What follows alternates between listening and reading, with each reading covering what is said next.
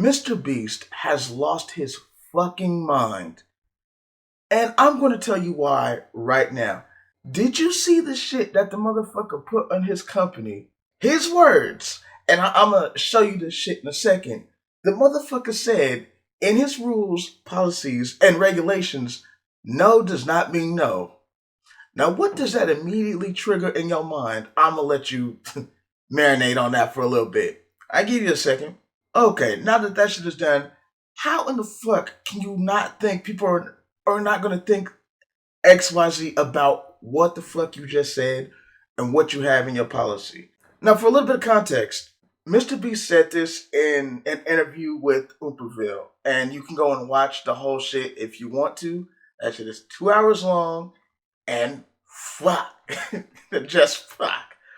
But anyways, Mr. Beast is going to say something about that. So he didn't mean it in a weird type of way. Motherfucker, putting no does not mean no in your rules and policies is a fucking weird thing to do. Why do you think people are calling you evil, you dumbass? The no doesn't mean no policy that was criticized. That was crazy. I mean, when I first saw that, I was like, what the fuck? Yeah, with good reason. Most people would think, what the fuck, after hearing something like that. Mr. Beast is going to say that he has it in his rules for his company that no does not mean no.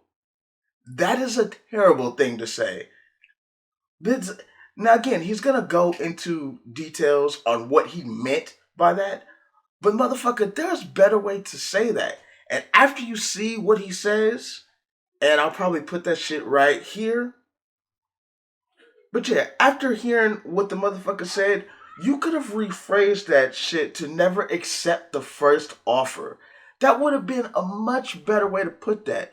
But your weird ass instead decided everybody in your company needed to know that no does not mean no.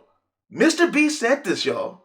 Mr. Nice Guy with his fucking weird ass. Yes, the motherfucker said it. And his words, not mine. Be very clear about that.